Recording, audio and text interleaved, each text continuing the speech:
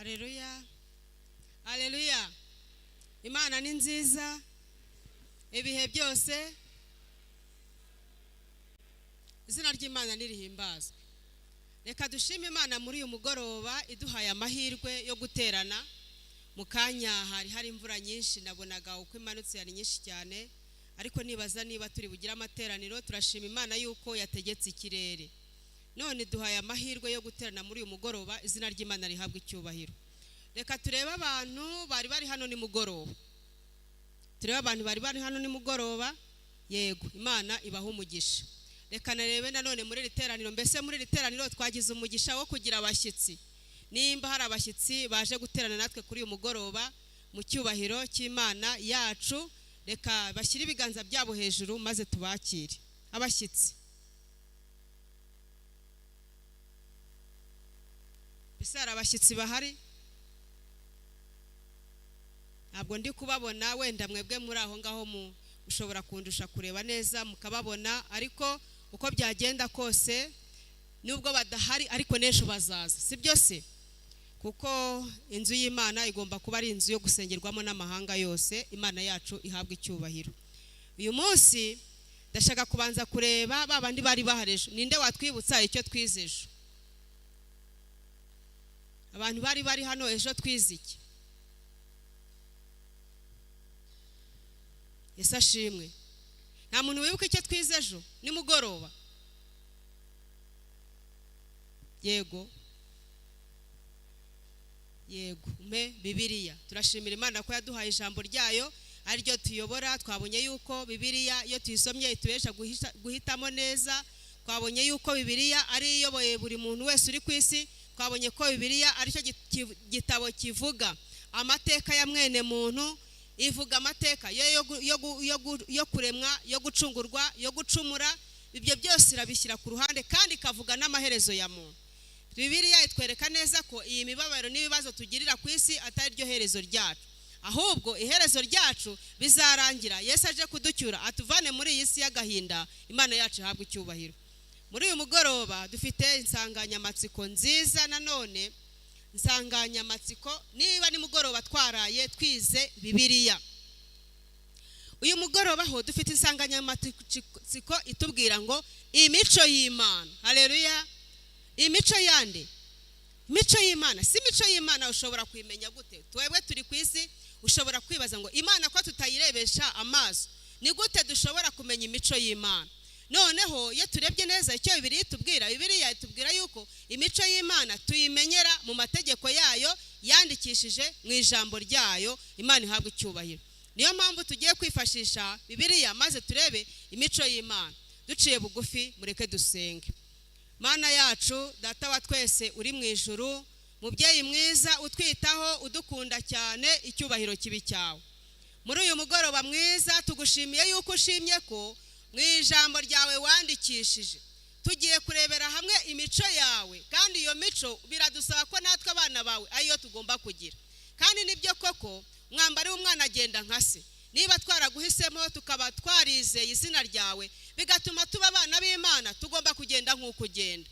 Turagusabye ngo muri uyu mugoroba Mwuka wawe wera azabane na buri muntu wese uri aha ngaha, uduhere umugisha muri uru rusengero mu izina rya Yesu. Amategeko y'Imana niyo yerekana imico yayo. Iyo dusomye muri Bibiliya, nk'uko twabonye kuva kera kose Imana yitaga ku bwoko bwayo, ariko nanone abantu bigize ibyigomeke ku Mana babonaga umuvumo biturutse ku mahitamo yabo mabi. Ariko umugambi w'Imana ari uko Imana ishaka kubitaho, ikabagirira neza nk'uko umuntu wese uri ku isi Imana imwifuriza kugubwa neza, ikamwifuriza ibyiza.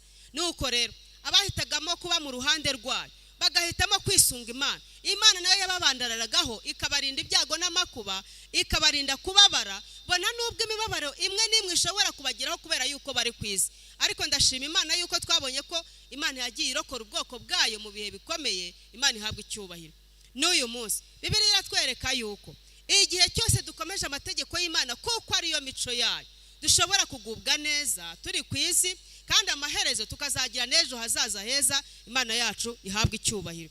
Ndashaka yuko murambura Bibiliya zanyu maze tugasoma mu gitabo cyitwa Gutegeka kwa kabiri. Gutegeka kwa kabiri igice cya 28. Gutegeka kwa kabiri igice cya 28.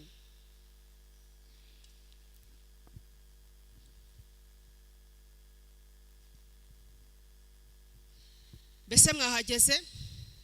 Gutegeka kwa kabiri igice cya 28 turasoma amagambo avuga ngo nugira umwete wo kumvira Uwiteka Imana yawe nuwo kwitondera amategeko yayo yose ngutegeka uyu munsi, Uwiteka Imana yawe izagusumbisha amahanga yose yo mu isi. Haleluya. Kandi iyi migisha yose izakuzaho ikugereho niwumvira Uwiteka Imana yawe. Izina ry'Imana rihimbaza. Umurongo wa 3, uzagirira umugisha mu midugudu, uzawugirira no mu mirima. Haleluya. Imana yari yaratanze amasezerano yavuga ati nugira umwete wo kumvira amategeko yanjye nzagusumbisha amahanga yose yo mu isi, uzagira umugisha mu mudugudu, uzawugirira no mu mirima. Hazagira umugisha imbuto zo mu nda yawe n'imyaka yo ku butaka bwawe n'imbuto z'amatungo yawe, kororoka kw'inka zawe n'uko imikumbi yawe byose rwose bizajya byunguka. Hazagira umugisha igitenga cyawe n'ikibo uvugiramo. Uzagira umugisha mu majya no mu maza. Haleluya. Mbese muri gutega amatwi imigisha iva mu gukomeza amategeko y'Imana? Yego, nimuyakomeze nimuyabanderareho kuko Imana yatanze amasezerano. Mu gitondo korari yaturirimbiye yaririmbye ngo Imana ntigenza gute? Imana ntigenza ite? Imana ntabwo ibeshya. Rero hepfo uzagira umugisha mu majya no mu maza, Uwiteka azatuma ababisha bawe baguhagurukiye banesherezwa imbere yawe. Bazaca mu nzira imwe bagusanga, bazaca mu nzira imwe bagusanganiye, baguhunge baciye mu nzira 7. Haleluya. Bese ibintu muri kubyumva? Ababisha bawe bazishyirira hamwe kukurwanya, bakurwanye bivuye inyuma, ariko Imana izibatatanye bagende umwe anyura ngaho undanyura baca mu nzira 7 kandi bari bahuje umugambi wo kukugirira nabi. Ayo yose ni amasezerano Imana itanga.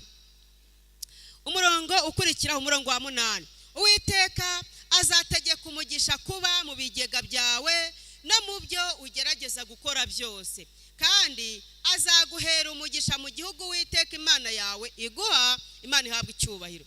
Umurongo wa 9, Uwiteka azagukomereza kumubera ubwoko bwera nk'uko yakurahiye.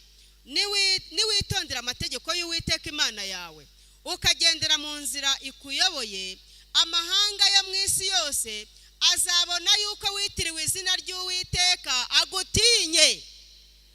Haleluya. Nukuri reka nsubire muri uyu murongo. Haranditse ngo, uyu murongo naringezeho aranditse, Uwiteka azagukomereza kumubera ubwoko bwera. Uwiteka azagukomereza kumubera ubwoko bwera nk'uko yakurahiye. Niwitondera amategeko y'Uwiteka Imana yawe ukagenda mu nzira ikuyoboye, amahanga yo mu isi yose azabona yuko witiriwe izina ry'Uwiteka, narangiza agenza ati agutinye. Kandi Uwiteka azakugwiriza ibyiza by'imbuto zo mu nda yawe. Haleluya. N'ibyiza by'amatungo yawe. Imana ihabwa icyubahiro. N'iby'imyaka yo ku butaka bwawe no mu gihugu Uwiteka yarahiye basokuruza banyu yuko azaguha. Murongo wa 12, Uwiteka azagukingurira ijuru. Haleluya. Ububiko bwe bwiza ngo ajye akuvubira imvura mu bihe byayo. Haleluya. Ahe umugisha imirimo ikuva mu maboko yose. Uzaguriza amahanga menshi maze ntuzayaguzaho. Ariko turi kumwe. Uwiteka azaguhindura umutwe ntazaguhindura umurizo. Uzaba hejuru gusa ntuzaba hasi. Niwumvira amategeko y'Uwiteka Imana yawe ngutegeka uyu munsi ukayitondera. Umurongo wa 14, ntuteshuke iburyo cyangwa ibumoso nguve mu byo ngutegeka uyu munsi byose, uhindukirire izindi mana uzikorere. Uzirinde guhindukirira izindi mana ngo uzikorere, nk'uko twabonye yuko Imana isubirisha umuriro ariyo mana. Imana yari ifite umugambi mwiza ku bwoko bwa Isirayeli. Yari yarababwiye aya mategeko yose, ibabwira aya mabwiriza, ibaha iyi migisha yose. Kandi koko narasomye amagambo avuga ngo Abisirayeli ngo Imana yari yabagize ubwoko bwera ku buryo nta muntu wagombaga ngo hirya hari aho tutageze avuga ngo ntago bagombaga kutwita ngo inda zabo zivemo, bagombaga kubyara neza nk'Abaheburayo. Abisirayeli bagombaga guhinga ngo ntiyagire umuntu wabo n'umwe ugomba kurumbya, bagombaga kugira umugisha mu mirima yabo, ku buryo amahanga yose yababonaga akabona ukuntu bameze. Imana yari yarabagize ngo maze Imana uko yabagize iyo migisha yose yabahaye, bigatuma amahanga yose abakikije bifuza kumera nkabo, maze bakayoboka Imana ya Isirayeli. Ariko bana b'Imana nk'uko twabonye yuko byageze aho maze bakagenda bakayoboka ibindi ibigirwamana bitari Imana nyakuri, bitari ya Mana isubirisha umuriro. Ibyo byatumye bahinduka nk'andi mahanga. Nabo barabyaraga bagapfusha nk'abandi, barahingaga bakarumbya nk'abandi, amatungo yabo akaramburura nk'abandi bose. Nyamara Imana yari yarasezeranye ko izatanga imigisha, yaba ku matungo yabo, yaba ku mbuto zo mu nda, yaba ku mbuto z'ubutaka, ibintu byabo byose bikaba ari byiza. Ariko nshuti yangu, gutatira amategeko y'Imana harimo umuvumo ukomeye. Muri uyu mugoroba ndahamagarira umuntu wese gukomeza amategeko y'Imana, kuko kuyakomeza harimo imigisha, kuyakomeza harimo imigisha, nta muvumo urimo. Imana yacu ihabwa icyubahiro.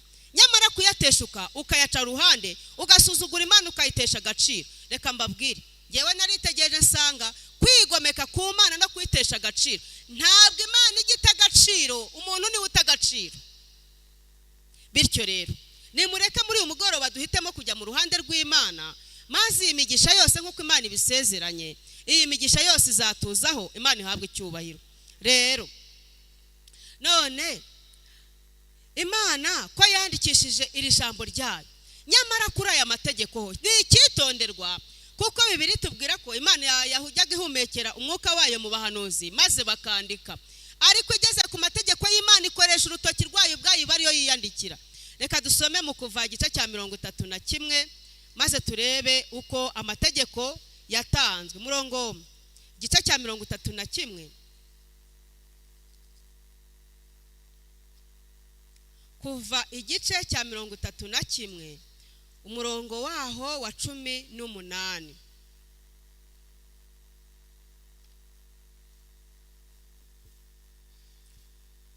Umurongo wa 18 igice cyo Kuva cya 31 haranditse ngo, umutwe w'amagambo uravuga ngo itegeko ry'isabato, Mose ahabwa ibisate by'amabuye biriho ibihamya. Umurongo wa 18 haranditse ngo, amaze kuvuganira na Mose ku musozi Sinayi, Uwiteka amuha ibisate by'amabuye bibiri biriho ibihamya byandikishijweho urutoki rw'Imana. Haleluya. Amategeko y'Imana yo ntabwo Imana yahumetse ngo maze abantu bandike. Oya, Imana yaravuze ati kugira ngo atazava wasibangana, reka ngewe nyiyandikire n'urutoki rwanjye. Kandi Imana yayanditse ku bisate by'amabuye. Mbese ikintu wanditse ku ibuye cyazasibangana? Byashoboka? Ntago byashoboka. Rero iki ni igihamya ko amategeko y'Imana akomeye cyane ku rwego rwo hejuru. None rero murambure mu Kuva igice cyaho cya 20 turebe amategeko y'Imana n'ayahe. Benshi cyane ntago bayavugaho rumwe, bamwe usanga bazi amategeko y'Imana uko ari 10, abandi usanga bazi 7, abandi usanga bazi 2, harimo n'abatazi na rimwe. Abo bose ni ngombwa ko bagira ukuri kwa Bibiliya. Bibiliya itwereka ko Imana ifite amategeko 10 yatanze. Amategeko 10, umurongo igice cya 20 cyo Kuva, Imana ibwira Abisirayeli amategeko 10. Murongo wa mbere, Imana ivuga aya magambo yose iti, ndi Uwiteka Imana yawe yagukuye mu gihugu cya Egiputa mu nzu y'uburetwa. Ndi Uwiteka Imana yagukuye mu gihugu cya hehe? Harya murabyibuka Abisirayeli bajya kuva muri Egiputa, muribuka uko byagenze? Yego byabaye ngombwa ko Imana ibakuzeho amaboko akomeye, kuko Farawo yari yinangiye kugeza n'aho imfura zo mu Egiputa zipfuye. Ndashima Imana yuko Abisirayeli barokotse. Imana rero mu kubaha amategeko yayo yabanje kubibutsa ati, rero muribuka njya kubakura muri Egiputa, muribuka uko byagenze. Imana rero ifite impamvu zo kubaha amategeko, nuko Imana iravuga iti, itegeko rya mbere, ntukagire izindi mana mu maso yanjye. Haleluya, Yesu ashimwe. Muribuka isomo nigishije rivuga ngo gucungurwa k'ubwoko bw'Imana. Muribuka ukuntu Imana yabacunguye. Imana rero yari ifite impamvu yo kubabwira tumva, ibindi bigirwamana byose ni amatakaragasi, guhera uyu munsi ntukagire izindi mana mu maso yanjye. Imana ihabwa icyubahiro. Mbese turacyari kumwe?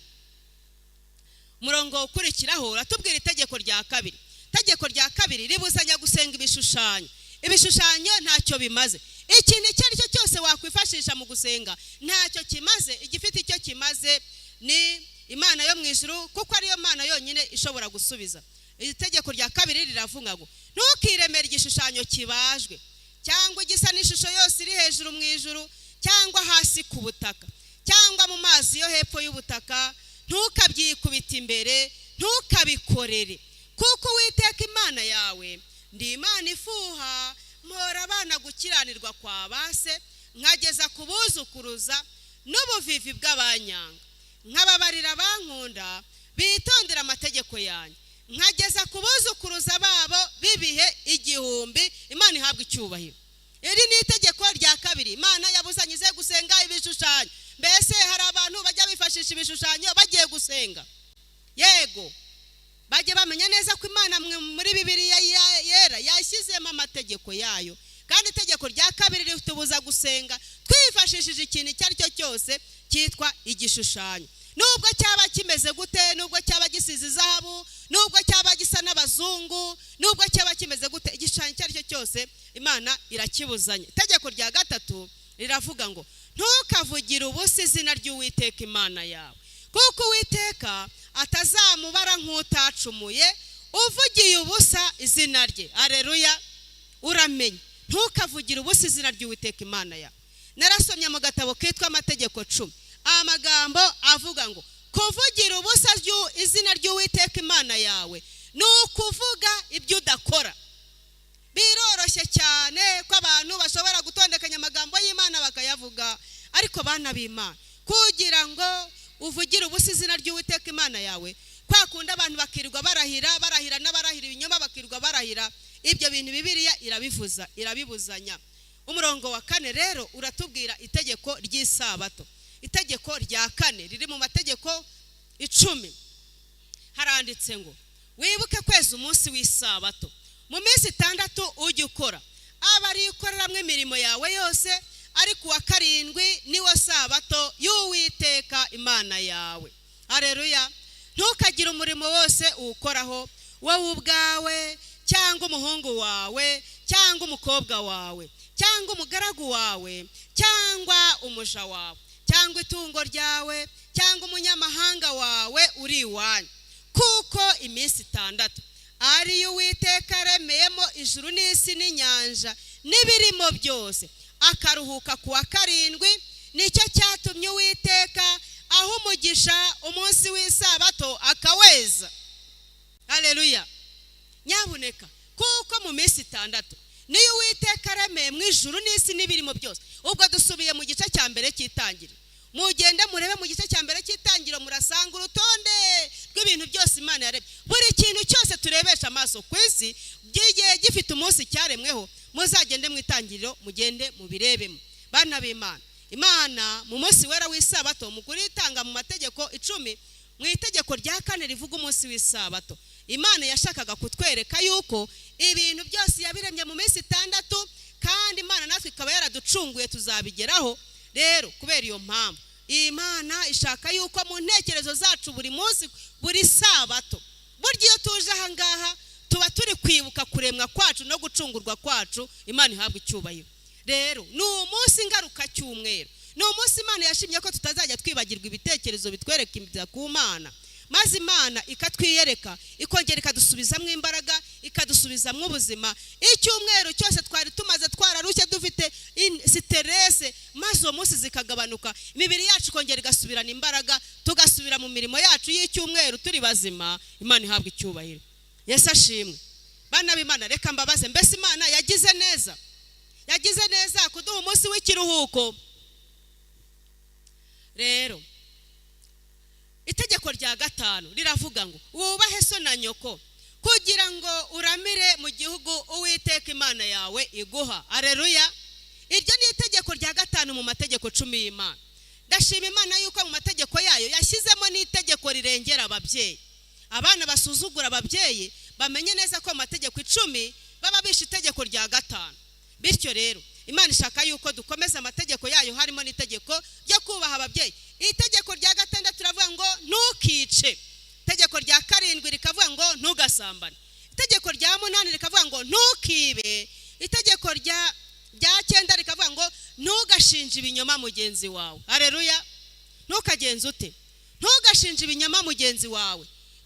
Byaha twabonye ngo harimo no gusebanyiriza mu byongorero. Birya byose ni ibyaha Imana irabibuzanya mu itegeko rya 9.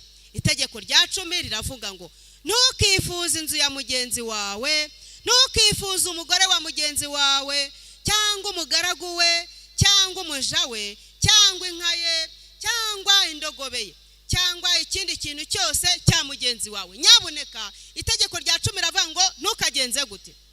Ntukifuze. Hari igihe mu mujyi wa Kigali umuntu aba yaragiye akazigenda akizanira umwana w'umukobwa akamubwira ati ujye umfasha imirimo yo mu rugo. Nuko umwana w'umukobwa akabona amukorera neza rwose akamurerera abana. Hirya ye hakaba hari umuntu baturanye akabona uwo mukozi ari mwiza akamubwira ati rero none hari abaguhangaye bampa 30 ngewe ndagushyiriraho ibihumbi 10 ariko uzaza unkorere.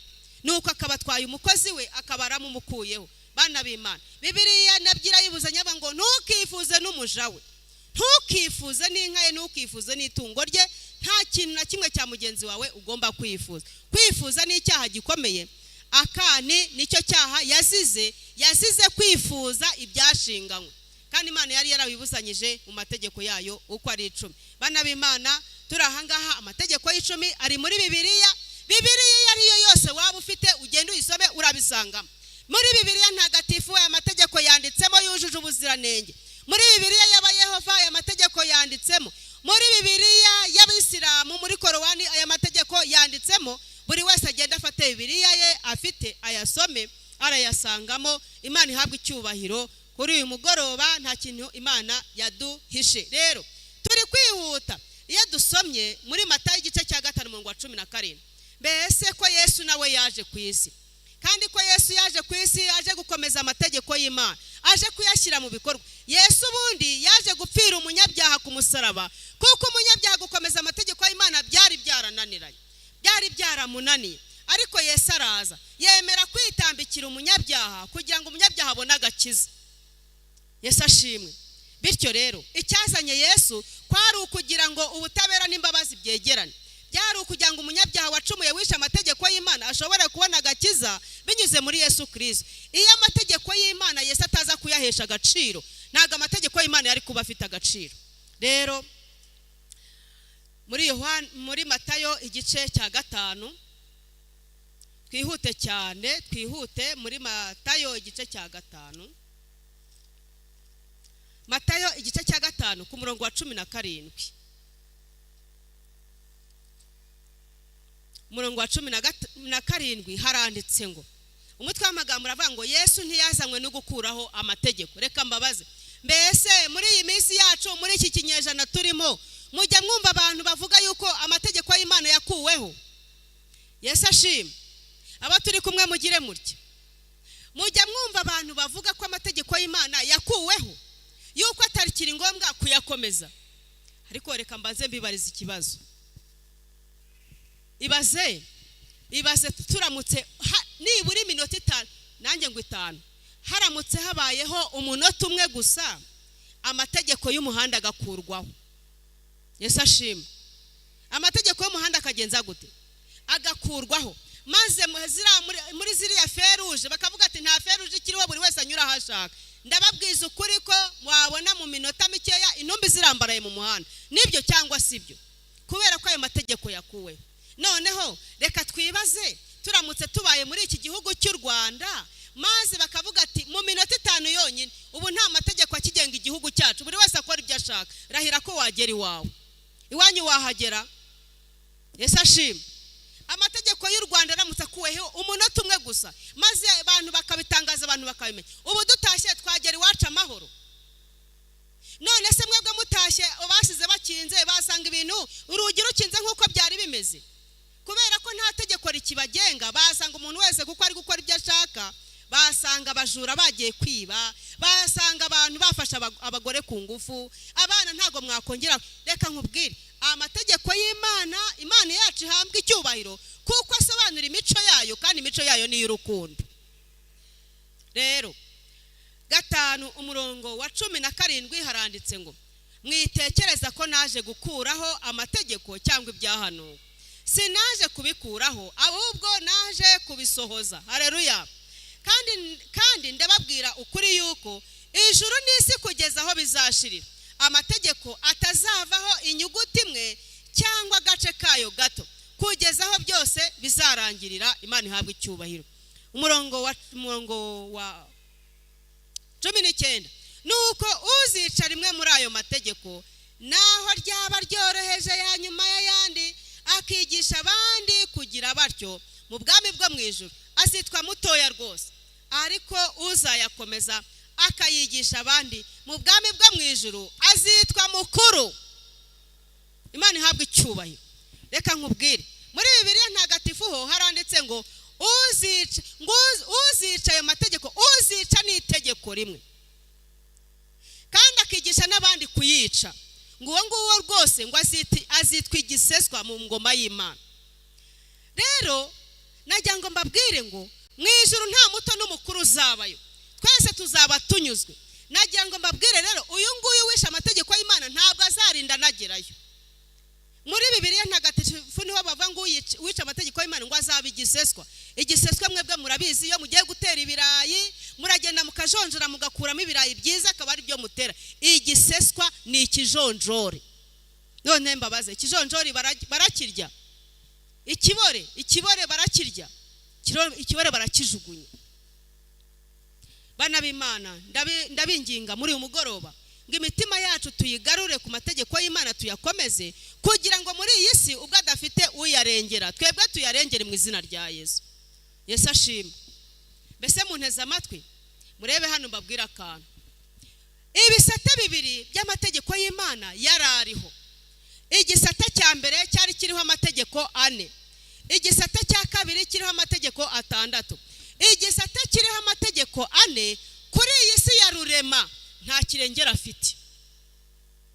Yesu ashimwe.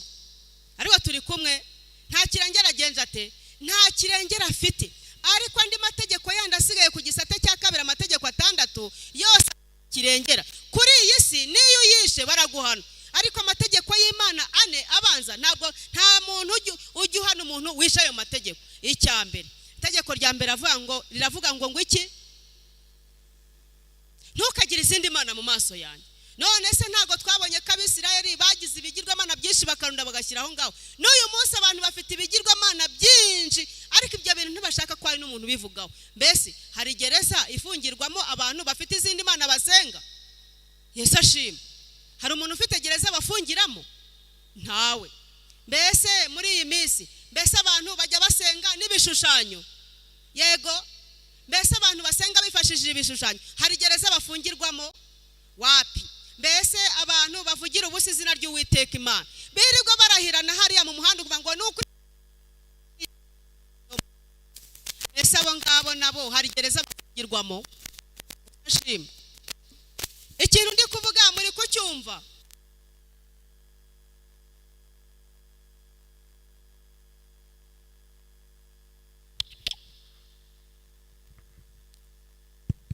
Abantu bica isabato ko twabonye ko isabato iri mu mategeko y'Imana uko ari 10 ni itegeko rya 4. Abantu bica isabato hari gereza babafungiramo? Wapi. Mbese bana b'Imana uko ayo mategeko akandagirwa abantu bakarebera, mbese n'Imana ubwayo izarebera?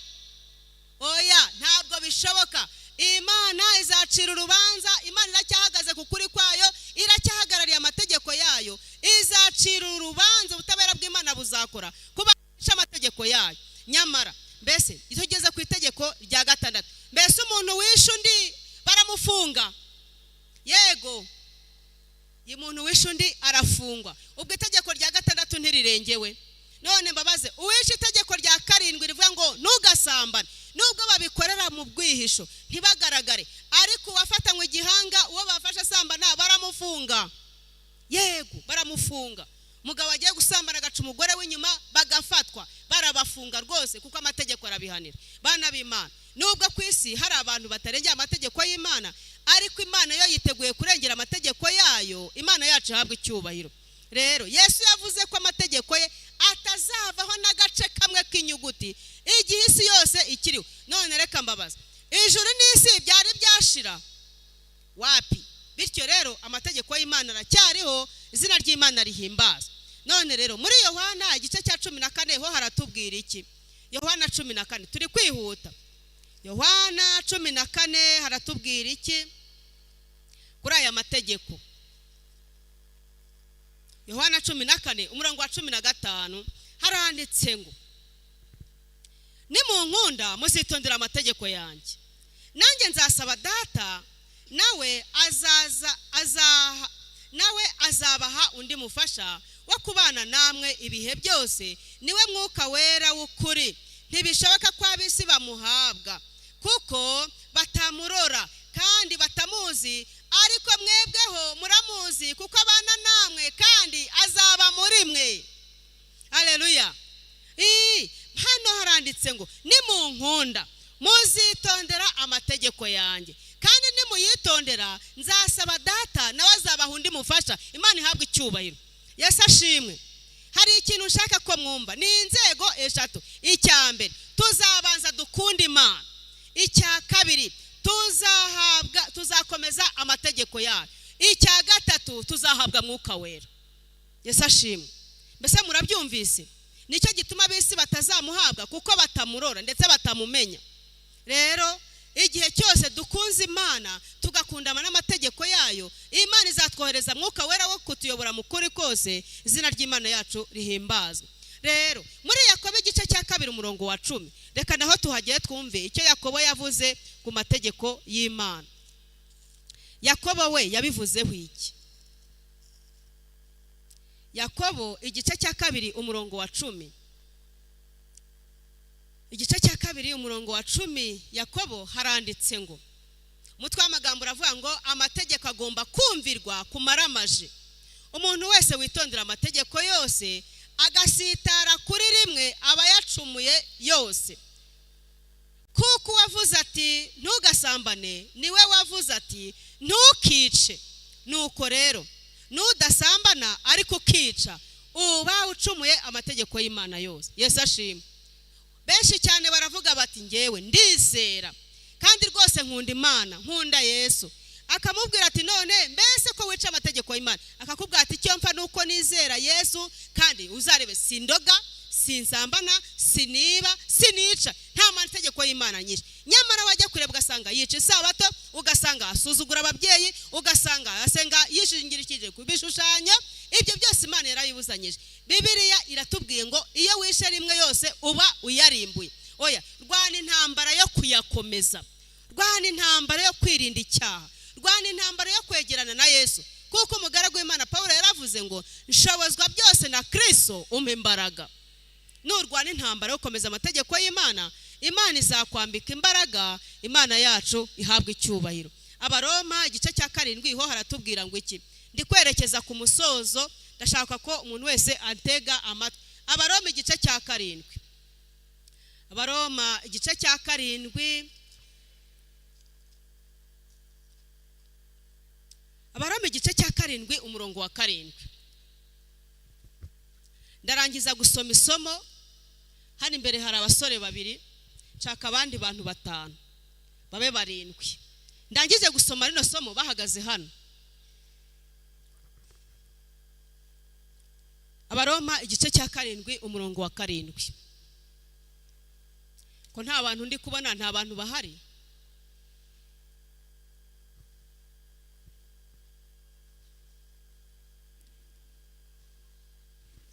Abantu nta bahari.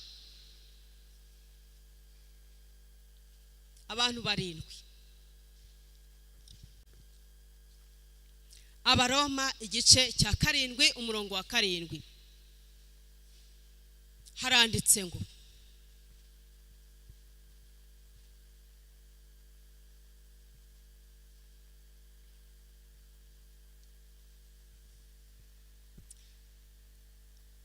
harabura abantu babiri. Sinababwiye ko umuntu ashaka umuntu akamubura. Turashaka undi muntu. Yego, ndi kubona yaje. 7 baruzuye. Yego. Aha. Haranditse ngo nuko rero tuvuga iki? Amategeko ni icyaha. Amategeko ni icyaha. Ntibikabeho. Icyakora simba naramenye icyaha iyo ntakimenyeshwa n'amategeko, kuko ntaba naramenye kwifuza iyaba amategeko atavuze ngo ntukifuze. Yesu ashimwe. Nuko rero tuvuga iki? Amategeko ni icyaha. Mugaragu Imana Pawulo avuga ati ntibikabeho. Icyakora simba naramenye icyaha iyo amategeko atambwira ngo ntukifuze. Simba naramenye ko kwifuza ari bibi. Bityo rero amategeko niyo atwereka yuko icyaha gihari, maze iyo tuyishe tuba dukoze icyaha. Ariko turi kumwe. None rero benshi cyane baravuga bati ngewe icyo mpfa nuko nizera. Ngewe nizera Yesu. Ukamubaza ati none tuzajya mu ijuru bigenze bite? Ati ngewe ninkorera Yesu azanjyana mu ijuru. Akumva ngewe ndamubaza ngo mbese ibikorwa uzakora kugira ngo Yesu aguhembe ubugingo buhoraho ni ibihe? Ntabyo wakora ngo uhembwe ubugingo buhoraho, ahubwo twebwe dukorera Yesu kuko dufite icyizere yuko twahawe ubugingo buhoraho. Haleluya. Mbese murabyumvise? Hano rero hari abantu 7. Kandi aba bantu 7 abantu 7 hariho abantu benshi avuga ati rwose amategeko ndabizi neza kuva kera Yesu yarayabambye, ariko nta hantu na hamwe Yesu yigeze ajya kumusaraba ngo kureho amategeko y'Imana, ahubwo yaje kuyakomeza kuko mwene muntu yari yamaze kuyica. Bityo rero amategeko y'Imana nk'uko bushize turi kwiga tubona cyagiye ngo ikigiro kivuga ngo dusezerere Satani. Twabonye urutonde rw'ibyaha duhereye hahandi umuntu yacumuye. Twabonye Kayini yica murumuna we. Yego. Mbese Kayini yishe murumuna we yishe itegeko? Yego, yaramaze kwica itegeko rya 6. Twabonye Lameki arongora abagore 2. Mbese Lameki yari yishe itegeko ry'Imana? Lameki yaramaze kwica itegeko rya 7. Amategeko y'Imana yatangiwe muri Edeni, kuko mwibuka ko muri mwitangirira igice cya 2 mu 15 havuga ngo Imana ijyana wa muntu yaremye iramutegeka iramubwira iti kuri iki giti ntimuzakiryeho. Imana yari maze gutanga itegeko muri Edeni. Bityo rero kandi si muri Edeni gusa, Satani ajya kwigomeka mu ijuru. Yigometse ku mategeko y'Imana mu ijuru, nicyo cyatumye yigomeka bituma acibwa mu ijuru. Amategeko y'Imana yahozeho mu ijuru muri Edeni bari bayafite, kandi n'uyu munsi aracyariho. Nitugenda mu ijuru tuzayakomeza. Imana ihabwe icyubahiro. Nk'uko ingoma y'Imana ihoraho itazahanguka, niko amategeko y'Imana atazavaho. Mu yandi magambo ni nk'uko twavuga ngo amategeko agenga u Rwanda ntabwo agomba kuvaho. Nk'uko inteko ishinga amategeko idagomba kuvaho, ni nako n'inteko ishinga amategeko y'ijuru itagomba kuvaho, n'amategeko ntavaho. Imana yacu ihabwe icyubahiro. Bityo rero amategeko yahereye mu ijuru niyo yabanje mbere ya byose. Umuntu uvuga ngo amategeko yavuyeho, turajya ngo tumukurireho ku mugaragaro guhereye umunsi atazongera kwibeshya icyo kinyoma. Uyu nguyu turamwita amategeko kuko nyine ni ubanza uri ahangaha. Kandi Bibiliya iratubwiye ngo amategeko ataraza sinari nakamenya icyaha. Amategeko abereyeho kwerekana icyaha. Iyo itegeko rivuze ngo ntukibe ukarengaho ukiba, ubukoze iki? Ubukoze icyaha. Kandi iyo ukoze icyaha igikurikiraho no gucira urubanza. Bamara kugucira urubanza ubutabera bugakora umurimo wabwo, warangiza ukabihanirwa. None rero kuko itegeko rihari, itegeko iyo umuntu yamaze kuryica abakoze iki? Icyaha. Igira hinanga abamaze gukora icyaha. Iyo amaze gukora icyaha, ubwo ni ukuvuga ngo icyaha bakamuvumbura ko yagikoze, hagahita hacibwa iki? Urubanza ruhita rutangira gukora umurimo warwo. Yego, noneho iyo urubanza rumaze gukora umurimo warwo, ubutabera bwamaze kugaragara, kashimuruza zatewe, ni ukuvuga ngo ikiba gisigariye ni uko wa wundi wamaze gukora icyaha n'urubanza rukamara gucibwa, haba hasigaye guhabwa iki? Igihano. Abagomba guhabwa igihano. Ubu ngubu ahangaha niba ari gereza irafunguye, agomba kujyamo. Niba ari bufungwe imyaka 25 ubwo byarangiye, urubanza rwaciwe. Niba ari bucibwe ibihano barabimuca. Ahangaha niba ari yahabwa igihano cyo kwicwa, ubu ngubu ahangaha uyu munyabyaha agomba guhanwa uko byagenda kose, kuko yishe iki? Yishe itegeko. Amaze kwica itegeko, icyaha kiragaragara. Icyaha kigaragaye, urubanza ruracibwa. None urubanza rumaze gucibwa, ubutabera bwakoze umurimo wabwo, umunyabyaha yamaze gutsindwa kuko yahanwe. Yego, igihano gihita kiboneka. Ahangaha rero niho umunyabyaha yaragaze amanjiriwe, nta kintu na kimwe afite cyo gukora. Niho hahandi twabonye ngo igihe yaramaze kwica icyaha, igihe yaramaze kwica itegeko, yarakoze icyaha. Umunyabyaha ahangaha yari mubi, nta gitabarwa yari afite. Niho hahandi n'abasomeye amagambo avuga ngo umunyabyaha ntabwo yari agifite uburenganzira. Icya mbere, kuki? Mana yanjye, aka kanya koko murabyibagiwe. Ntararenga no mu kinigi ngo murabyibagiwe. Ahangaha umunyabyaha akimara gucumura, nta nubwo yari afite uburenganzira ku mwuka ahumeka, nta nubwo yari afite uburenganzira ku murasire w'izuba nubwo waba muto, nta nubwo yari afite uburenganzira ku biryo nubwo byaba bike, n'ikiyiko kimwe ntabwo yari abyemerewe. Ahangaha umunyabyaha aho yari ahagaze hari habi cyane, kuba kugwa mu cyaha yarisha amategeko y'Imana. Turashimira Imana rero ko ahangaha umunyabyaha yahagaze agomba guhabwa ibihano, kuko Bibiliya ivuga ngo ibihembo by'ibyaha ni iki? Nuko rero dore ubu ngubu ahangaha urupfu rwose rwari umusatiri, yagombaga gupfa byiteka ryose. Ariko turashimira Imana yuko buntu yagobotse, ari we Yesu Kristo. Yesu Kristo yaraje maze araza yitambikira umunyabyaha. Aravuga ati uyu munyabyaha ndabizi yishe amategeko, uyu munyabyaha yaracumuye, nta kintu na kimwe cyatuma yiyunga n'Imana. Cyakora ngewe ndaza nemera nitambike ndacungura umunyabyaha. Bityo rero kuva icyo gihe Yesu amaze gupfira umunyabyaha, aragenda ajya ku musaraba i Karuvari. Tuzabigarukaho.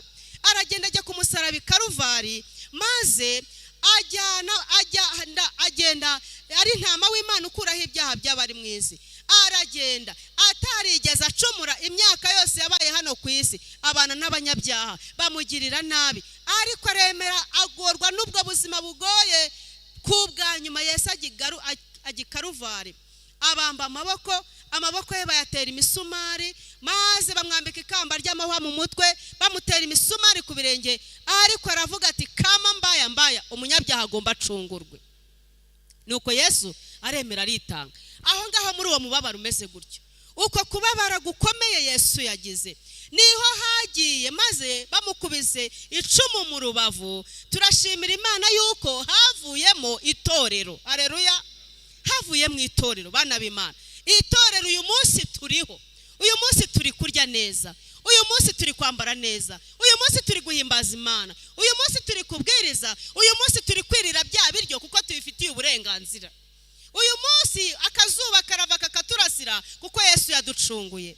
Uyu munsi tubona ibyiza byinshi, tubona imigisha myinshi. Iriya migisha yose iri muri Bibiliya Imana yarayidusezeraniye, ihabwa icyubahiro.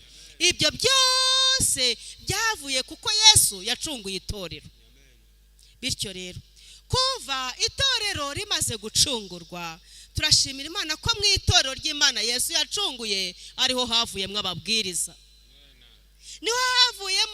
niho havuyemo abaririmbyi. Yesu amaze kuzuka niho yagiye yegera abigishwa be, arababwira ati bana banjye narabacunguye, ntabwo babuhari. Urugi rwari rukinze nararufunguye. Haleluya. Kandi urugi rufunguye ntawe ushobora kurufunga. Maze aravuga ati ngaho nuko mugende mubwirize abaremwe bose ubutumwa bwiza, kandi mubigishe abazemera muzababatize, Imana yacu yabwe icyubahiro. kuva icyo gihe abantu Yesu yasize ku isi intumwa ze niba babwirije ubutumwa bwiza bafite ibyiringiro. Mu byakozwe no mu gice cya 8 niryo jambo rya nyuma Yesu yavuze ari ku isi. Aravuga ati bana b'Imana ati cyakora muzahabwa iki? Muzahabwa imbaraga Umwuka Wera nabamanukira, kandi muzabaga bakumamya Yerusalemu ni Yudaya ni Samariya no kugeza ku mpera y'isi. Imana yacu habwa icyubahiro. Uyu munsi turi kubwiriza, uyu munsi turi kuririmba, uyu munsi turi guhimbaza kuko Yesu yaducunguye. None reka mbabaze dukurikije aho twahereye, amategeko y'Imana aracyariho uyu munsi turabahamya berekana yuko amategeko y'Imana akiriho. Bityo rero ubu uyu muntu uri hano ari we mubwiriza, mbese uriya muntu uri hariya witwa amategeko atariho icyaha cyagaragara ntibishoboka. None icyaha kitagaragaye habaho urubanza se rwaba ruri gukora iki? None urubanza ruramutse rutariho haboneka iki? Igihano. None igihano kitariho haboneka Yesu. None se Yesu ubwo yabashe gukora iki kandi nta munyabyaha uhari? None Yesu adahari ubwo itorero ryo ryari kubaho? Itorero se ryabaho n'umubwiriza yabaho gute nta n'itorero rihari? Ntabwo ibyo bintu byashoboka. Rero nuko rero bana b'Imana, none abantu bagahangara gukora ibidakorwa, bakica amategeko y'Imana uko bibone. Reka tubatangarize ku mugaragaro ko niba isi itarengeye amategeko y'Imana, abantu bwabo bo Imana izamanukira kuza kureba igihangano cyayo original. Yesu ashimwe. Amategeko y'Imana ahagarariye ingoma yayo. Niba nta muyobozi ushobora kwemera ko wica amategeko ya siribanga ukubonye wo kwisi, ni nako Imana itazihangarira abantu bica amategeko y'Imana. Bityo rero hari abantu benshi cyane, amadini menshi yizereye mu madini y'ibitangaza babwira ko amategeko y'Imana atari ngombwa, maze bakareba abantu bari kurwana intambara yo kuyakomeza. Abantu turi mu iteraniro tuvuga duti Mana turakwinginze kutubashije gukomeza amategeko yawe, bakavuga ati mwebwe mwarasaze. Ariko reka icyo kinyoma tukinyomoze kuri umugoroba, dukureho amategeko turebe ikintu kiri busigare. Nyamara abo bavuga ko amategeko yavuyeho niho bahora basenga mu izina rya Yesu. Yesu ashimwe. Ikibazo ndi kubaza, abavuga ko amategeko yavuyeho badashaka no kuyumva basenga mu izina rya Yesu. Yesu basenga ubwo sariho. Reka dukureho amategeko turebe igisigara. Amategeko igendere. Bibiliya yatubwiye ngo amategeko abereyeho kwerekana iki? Icyaha. None ko amategeko yagiye, buriya turi bubone umuntu ukora icyaha yabimenya yakora icyaha se gute kandi nta tegeko yigeze yita? Igendere. Ubwo nta n'icyaha gihari.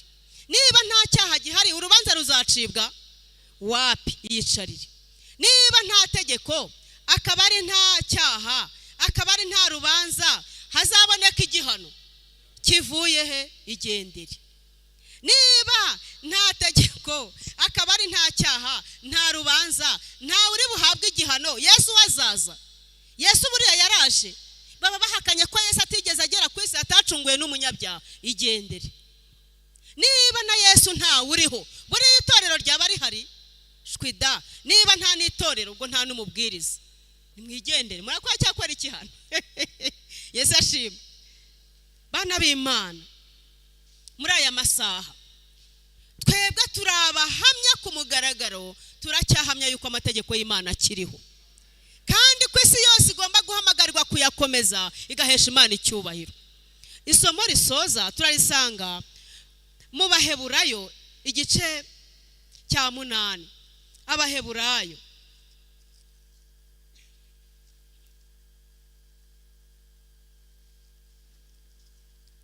Abaheburayo igice cya 8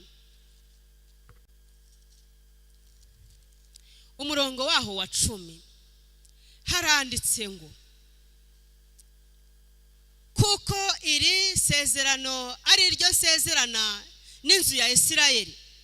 Hanyuma y'iyo minsi ni Uwiteka avuga, nzashyira amategeko yanjye mu bwenge bwabo. Haleluya. Nyandike mu mitima yabo, kandi nzaba Imana yabo nabo bazaba ubwoko bwanjye. Haleluya. Bibiliya yanjye ejo yarambwiye ngo icyakora bamwemeye bose bakizera izina rye yabahaye ubushobozi bwo kuba abana b'Imana. None Imana iravuze ati abazakomeza amategeko yanjye nzagirana nabisezerano, nzaba Imana yabo babo nabo bazaba ubwoko bwanjye. Bana b'Imana, Imana iduhaye isezerano yuko izafata amategeko yayo yandike mu mitima yacu. Ni bangahe muri uyu mugoroba bashaka yuko Imana yandika amategeko yayo mu mitima yabo? Uwiteka abarebe neza, abishimire mu izina rya Yesu. Ndabaza ikibazo, hari umuntu uri muri iri teraniro uvuga ati ntabwo narinzi ko ari uko nguko ibintu bimeze, ndumva ashaka kuba mu mugabane w'abantu bakomeza amategeko y'Imana, ntabwo bamfite, nta n'isoni zo kubaza icyo kibazo. Niba uhari ukaba wumva ubyiyemeje, tambuka uze dusenge. Niba uhari ngwino. Nasoje ikibwirizwa, ndakwinginze bitekerezeho neza. Niba uri hano ukaba wumva ugiye ku rutonde rw'abantu bagiye gukomeza amategeko y'Imana, n'itegeko rya 4 ririmo, ukaba wumva utari usanzwe uri kuri uwo mugabane, ariko ukaba wumva ubishaka, ushaka kubarizwa muri uwo mugabane, ngaho tambuka uze dusenge. Niba hararaza dusenge, niba adahari ntabwo bitubuza gusenga duhimbaza Imana. Niba uhari tambuka uze. Ngwino rwose. Niba hari nazi. Imana ishimwe ko aba bana bagiye ku mugabane w'abantu bazakomeza amategeko y'Imana. Imana ibaha umugisha. Imana ibaha umugisha yemwe ba. Imana ibaha umugisha. Imana ibaha umugisha. Imana ibaha umugisha. Imana ibaha umugisha. Hari abantu bajya bareba hafi, mubwiriza yahamagara baza kwitanga, bakabona hagurutsa abana, bakibwira yuko ari ikintu cyoroshye. Nyamara inyandiko dufite twereka yuko abana bari muri iyi myaka ibintu bigishije iyo babifashe, Bibiliya tuvuga ngo menyereza umwana inzira akwiriye kunyuramo, azarinda asaza ataragenza ati. Yemwe ba, Imana yo mu ijuru ibaha umugisha. Haba hari undi usigaye? Niba hari usigaye nazi. Imana iguha umugisha.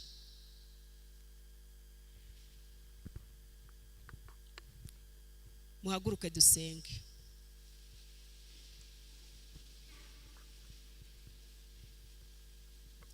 Data wa twese, Mana yacu ikomeye ifite imbaraga n'ubutware, turagushimye, uhabwe icyubahiro.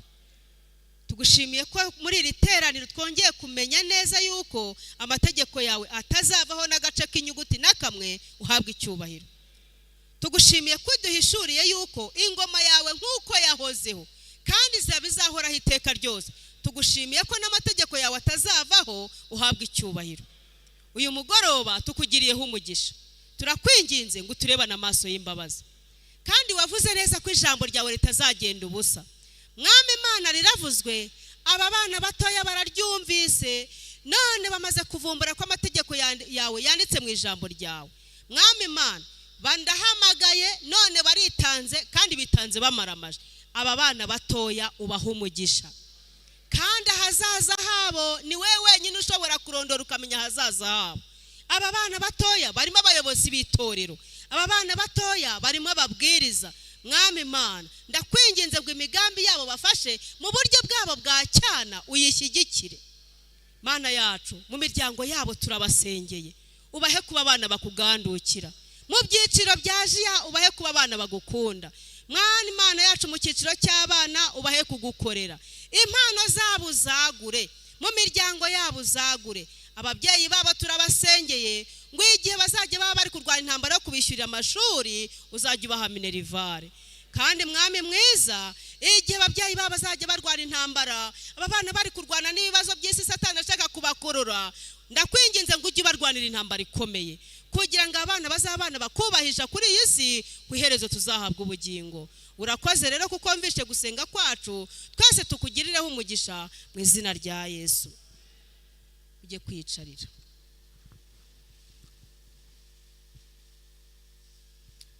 Turi kurarikira abantu, kandi niba hari abashyitsi bari mu iteraniro baje, bakaba baje, turasaba ngo ku ntebe y'inyuma ariho bicara maze tuhavuganire.